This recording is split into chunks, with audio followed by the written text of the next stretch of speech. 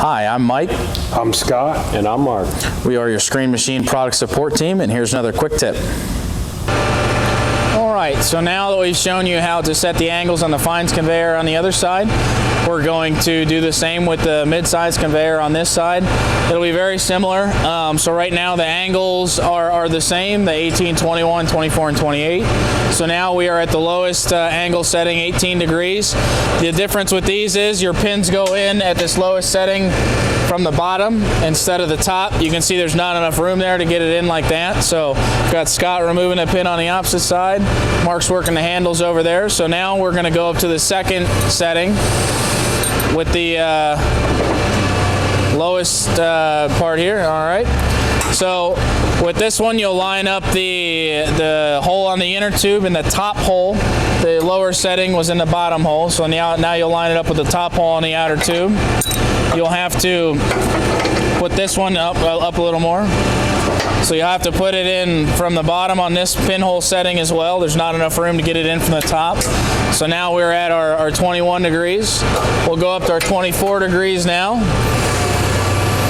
So now with this one, your inner tube pinhole will be lined up with the lower outer tube pinhole. This will be your 24 degrees.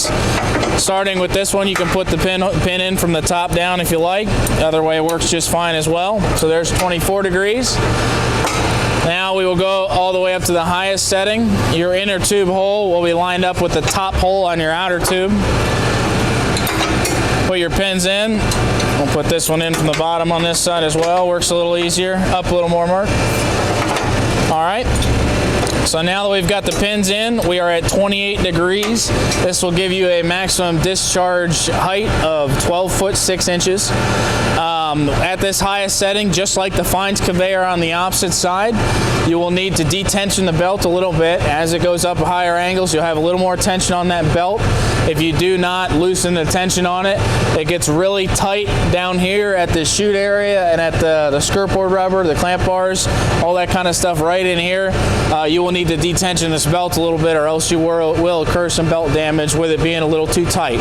So just one thing to note, if you go all the way up and use the highest angle setting, typically on this mid-size conveyor, that's really not the case that the highest setting is used. You can get some rollback situations and stuff like that on this mid-size conveyor. So just something to keep in mind. If you're having a whole lot of rocks roll back on this belt, then try lowering your angle and it'll probably work out a little better for you. So now that we've done that, we'll head on over to the overs conveyor and give a little explanation on that.